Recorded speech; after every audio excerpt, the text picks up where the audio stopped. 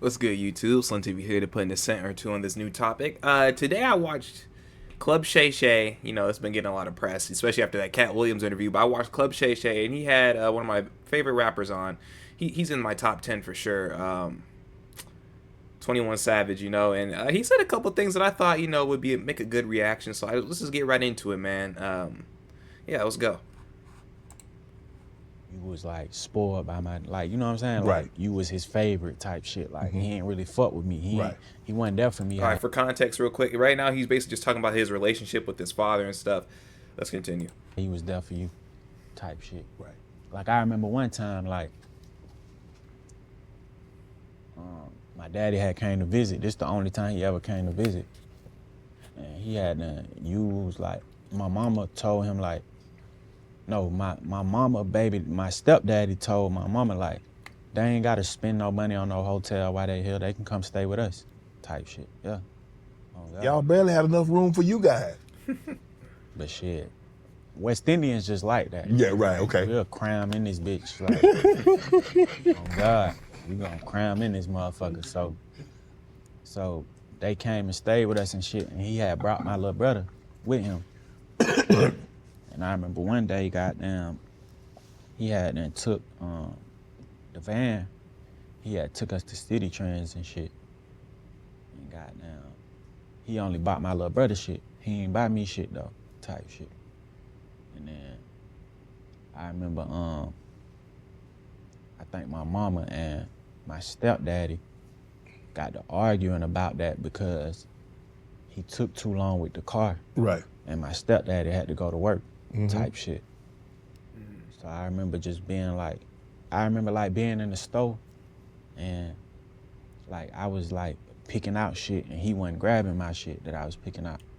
And see, I just want to talk about that for a second. You know, on this channel, if you watch like my regular videos where I don't react, I talk a lot about, like, you know, validating yourself and, you know, having a lot of self-love for yourself. But honestly, like, I understand sometimes, like, it's harder for other people because they don't get that validation from home from their parents. See, when you're a kid and like when you're a young adult or you're a kid, you know, and you're with your parents and, you know, you have both your parents or whoever is your guardian, if you like respect them enough or like if you love them or whatever, you want validation from them, you know, and that is also what helps build your self-confidence, because it's like, okay, this person that's taking care of me, they're looking at me and, you know, they're feeding into me all this love and respect and confidence. So now when I go out into the world, I don't need nobody else's validation because I got that at home and I know that I'm great enough to receive it because I felt it before. You know what I'm saying? So it's really important, especially, you know, if you're a father, that you validate your child every once in a while, you know, and you show them that you're looking at them and that you appreciate them, you know. And I can kind of relate to this because me and my father, man, I have a great relationship with my father now. I love my dad, you know, but I remember sometimes as a child, I didn't really feel validated sometimes, you know, and I'm not even blaming him for it, but, you know, at the same time, you know, I felt like that's kind of what contributed to me having sometimes like a low self-confidence. Like, you know, everybody has their own struggles. Some people never had to struggle with having self-confidence issues or whatnot, but other people do, you know. So, I mean, again, for me as a child, like what I really wanted, I just wanted to impress my parents. Like that is the main driving force for why I did a lot of things. You know, I really wanted to impress them, you know. So it's very important, you know, if you're a parent or if you're somebody who plans to have kids in the future, remember, you know, to validate your child and understand how important it is, you know, about what you say and what you do towards your children. Grabbing my little brother shit, type shit, and I remember like being jealous, like being hurt by that type shit. Right. So goddamn, I ain't never say shit though, like that, like cause I was too young. So it was kind of like a, you know, when you young and you feel some type of way about something, but you can't say nothing. So it's just like you just eat it. Right. So I remember we got home, I remember them arguing and shit. And then I remember my stepdaddy telling my daddy, like, this ain't got nothing to do with you, bro. You good. Like, don't worry about nothing. You didn't do nothing wrong. She was supposed to tell y'all what time I had to go to work, type shit. Right. And goddamn, I remember my daddy, we go home, we at home now. Well, we walk in the house, cause I think my stepdaddy told my daddy that while we was like in the parking lot. So we walk in the apartment We go in the house. I remember my daddy and my mama talking and shit. And then I remember my daddy called me in the room, and he was like, I ain't gonna lie, I'm homesick, type shit. And I'm gonna just say this, man. That's some complete BS. That's some bull, man. Like, as a father, man, you should cherish every single moment you have with your children. I'm not even a father, but I mean that's just common sense, right? I mean, plus I have a dad, so I understand where he's coming from, all right. But like you should really cherish every single moment you have with your kids because, as a child and as a father, those moments you'll never get back. He's grown now. He's 30 years old, 29 years old, however old he is, and his dad will never get those kid years back, man. And it's just messed up. And, he's talking about how he kind of felt like, his dad appreciated the younger son or his brother more, right? And sadly, his brother ended up dying. But just goes to show, man, like a father is very, very important because that is really where a child could get his confidence and his masculinity from is from his pops. Like, I think I'm gonna leave early. What? A male child. And I remember being like hurt by that too, type shit. And then he left, type shit. And I remember that's when I first started like being like, man, fuck this nigga. Like that was my first feeling of like, and my brother. Right. That's when I first started being jealous of my brother. Cause I was like, you ain't seen me in years. You done brought my brother out here and bought him all type shit. You ain't bought me nothing. Right. Type shit. So I think that's where that like jealousy like came from. And that's completely natural for a child, man. Like you showing favoritism towards one child, but then the other child, you just ignoring completely. But you bringing him with you to buy him stuff, man. It's like at least, maybe you just go out for a little bit and maybe you at least leave him home if you gotta do all that. I mean, that might have hurt him too, but at least he didn't have to see everything that you bought him right in his face. I mean, it's like, come on, bro. Type shit. I wish I never did that. You're a child. With my brother. But I think I couldn't control. No, you're a child. That's like anything. I mean, if you got two kids and you buy one constantly, the other child will become resentful of the child that you buy everything for. And the child that you don't get anything, he'll resent both the child and the parent. Yeah. So it's a natural reaction, Savage. I mean, that was not something that you could consciously like, you know what, it's okay, blah, blah. That's not how a child minds function. Yeah. But it explains why you have the resentment towards your father and you ended up growing, even though it wasn't your brother's fault, but still he was getting gifts and things that you weren't. Yeah. And so you resented him for getting things that you couldn't get. And you resented the father for giving it to him. Mm-hmm. And the opportunity that, you hear people say all the time, Savage, that, make sure you tell someone that you love them. You don't know when it's going to be the last time, or you might not get an opportunity. And here you sit back and like, man, yeah, oh God. The feelings that I had towards him, what I would give to tell him I love you and I appreciate you, and bro. Oh God. Yeah. The type of father that you are, I'm assuming, correct me if I'm wrong, is that you want to be everything that your father wasn't. Facts. To your son, that Facts. Your father wasn't to you. Facts. Yeah. That's another thing, man. Like your past and your environment, your past environments and your current environment really affect who you are as a person. You know what I'm saying? They really affect, how you act, the way you talk, like everything. So, again, man, it's just really important to really just watch. Like, I know this. I'm not trying to center around kids or nothing, but like if you have kids, watch their environment, watch how look at how you grow up and look at how you act around them. But even like even for yourself, if you know that you're in a bad environment, or if you know that the way you're acting is out of line and is not the type of person you want to be, you need to take changes to change that. You know what I'm saying? Or whatever that may be, or however you want to do it. But I kind of understand, like with my daddy, like I don't. Like I had forgave him for all that shit when I was a child. It right. Was more so like the reason why we not talking now is because like shit that he did like as an adult. that just kind of rubbed me the wrong way. Right. But like I kind of understand like your child in a whole nother country. Like, you ain't rich. Like, but it was just like Time doesn't cost anything though. right. But it was like other little things. You see what I'm saying? So it was kind of like And see, you know, I was talking about my dad and stuff, and like, you know, now that I'm older, I understand like a lot of like where he was coming from and what he was trying to do when he was raising me. Again, my father raised me excellently. I am so grateful for my pops or anything. You know, there are some times, you know, where I look back, it's like, dang, I wish maybe he could have did this differently or that differently. But that's either here or there. Like, I'm not here to bash my pops or nothing.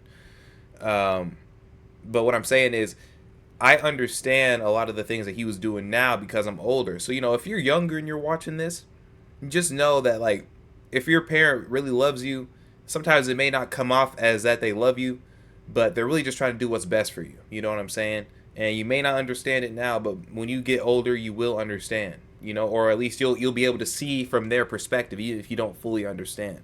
And I think that's also really important, you know, self-reflection and really thinking back on those things that, you know, maybe when you're older, you can have a conversation about it, or even just have a conversation with yourself. And, you know, those past lessons that you didn't understand as a child that your dad or whoever was trying to teach you, you look back on them now, you could really learn something. You could really learn something just by sitting back and thinking. You would be real surprised on the type of wisdom and knowledge I've gained, like looking back on some of the things that my dad told me, you know. But yeah, let's continue. But now, like with my kids, I be feeling like I don't be doing all the way my job because of my job. Right. And one more thing, man. I feel like, again, I'm not a father, so if any of you guys are fathers, correct me if I'm wrong, but I feel like a lot of fathers feel like that. Because a father who's actually a father, he's putting himself at a higher standard. As soon as he has a child, like the way that he thinks, it totally changes. So then they start to put like they're more hard on themselves now, even if they're doing an excellent job raising the kid, raising this. That's like, dang, I could have did this better. Dang, I could have did that better. Because like there's so many possibilities with a child. Like that's why having a kid is such a beautiful thing. Type shit. So I be trying to like balance that out, like trying to like, it's like you work to receive, to gain all this success and all the good shit, but it's like, I feel like the best parents, in my opinion, is parents that don't got it all. I feel like broke parents are better than rich parents, in my opinion, because when you broke, you got way more time type shit. Right. So you there for like a lot of the shit. Like, yeah, gifts and shit matter, but they don't matter at the same time. Sometimes all the kid needs is time. Facts. Your time. Facts. Something that a gift can't replace. Facts. We see Yo Gotti lost his brother. Yeah. Was coming from Here, I just want to speak on that real quick. Poor parents are the best parents. I mean, honestly, again, I think it depends on the parent's mindset because, you know, you got what's displayed to us on the internet, right? Like you see kids like Jaden Smith, Willow Smith, and the Smith family as a whole. It's like, okay, that looks like a train wreck. And some people are like, yeah, they're too rich, man. They're just bored. But, you know, then you see, like, if you watch like old shows like what's that? The Fresh Prince of Bel-Air, right? You know, the father, even though they were rich, he wasn't just giving out handouts, man. Philip Banks was not just giving out handouts.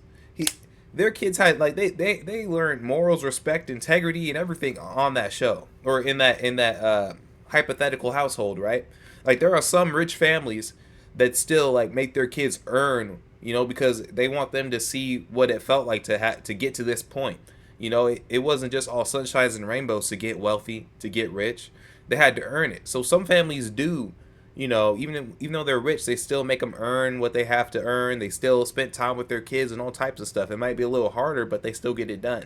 Now, on the flip side, you know, poor families do have, it's more of a family bond, you know, because I mean, I never really was. I was always been like a middle class family. You know what I'm saying? My parents and everything. But my pops, you know, he told me some stories about, you know, how they grew up, and you know, it's more of a family dynamic because it's like we got to make each other, you know, we have to work together to get this done, you know. I need you to do this, you know. Every kid had more of a definite role because of the situation that they were in, if that makes sense.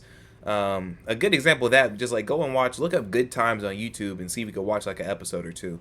But yeah, Was at a funeral and ended up his brother ended up losing his life. Savage, how do we stop that cycle? Because I heard Rick Ross call and say, bro, let's put the guns down. Let's put the masks down. Let's come together. Yeah. Let's build these communities. Let's get this paper together. Let's stop this senseless violence. How? I don't know. and that's a valid answer. I don't think that shit ever will stop. It's just my opinion. Mm. Like, people been killing forever. Mm-hmm. Yeah. That shit just life. But what are they actually killing for? Nothing. But you can't, there's nothing that you can kill somebody for that validates Right. killing. When Doug and Andre came to TurboTax, we navigated a turbulent housing market by Buying a boat. You're fighting over territory that doesn't belong to you. That block doesn't belong to you. That belongs to the man. Yeah. But I don't feel like people really fight over blocks no more. Like, I think it'd be like shit that people do to each other. Right. Because it's like you can look at it from 2 points of view. Because Okay. when I was younger, I used to look at it from my point of view. Mm-hmm. But now that I'm older, it's like I look at it from like an older point of view. Right. But when I was younger, it was like, if somebody killed your brother, Mm-hmm. like, what can stop you from wanting to kill their brother? You're seeking revenge. Like, what? Yeah, and see, this is why I wanted to go over this specific part, man, because they were just dropping gem after gem after gem, man. Like these are topics that like some people. I think everyone should really just sit down and think about some of these topics. Like, man, like what causes killing? Like, and he's right. You know, it's an unfortunate truth, but I mean, killing has been happening since the beginning of time. You know, and although it sucks, it's something that's probably never going to stop. Now the reasons may change, but it's never going to stop. Like, you know, and also it also depends on your environment. Like, there are some people, I plan to be one of them, who go through their whole life without having to kill anybody, you know. And I'm not justifying killing, but sometimes, like, if someone breaks into your house, you got your little sister, your mom, and they're on some crazy type stuff, man, and you have a gun and they're about to kill one of your siblings or something, man, you might have to pull that trigger, you know. And I feel like every man should have the kahunas to do that if it comes down to it, you know. And it sucks, but it's the truth, and people are crazy like that. But regardless, you know, your environment really predicts, you know, how you're going to act. You know, some people, like I say, grow up never having to kill, and that's because they're in a certain space in time, you know, and others do.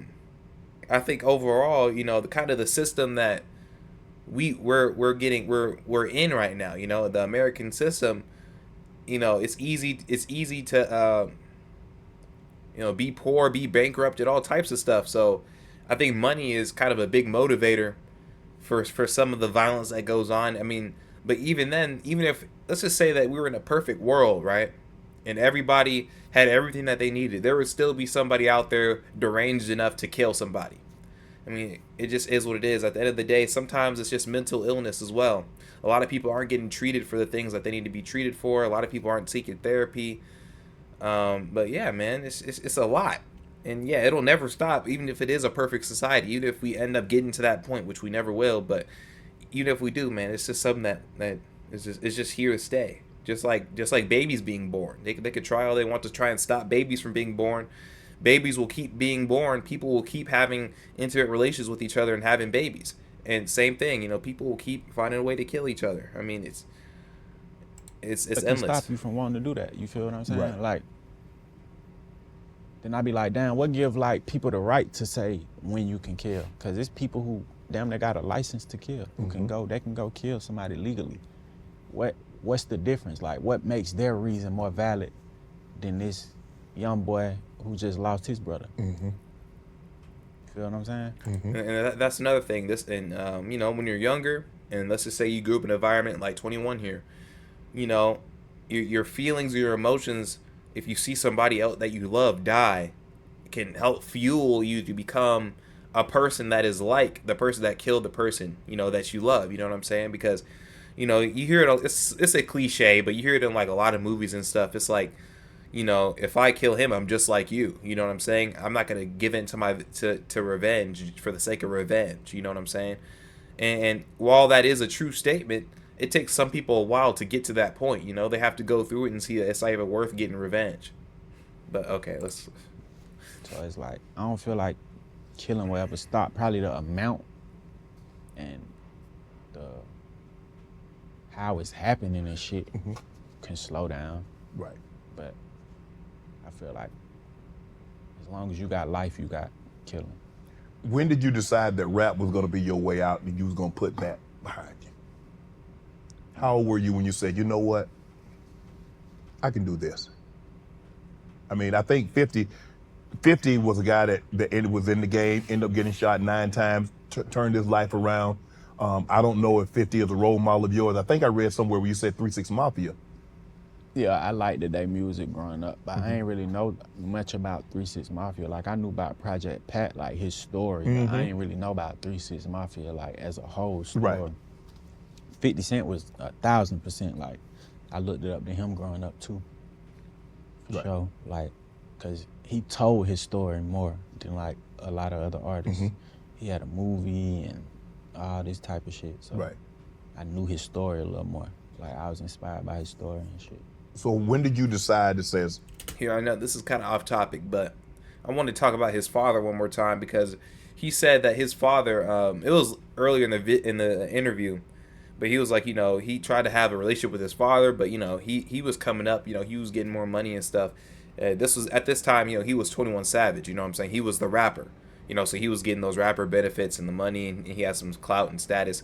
And, you know, he talked to his father, and his father started asking him for stuff.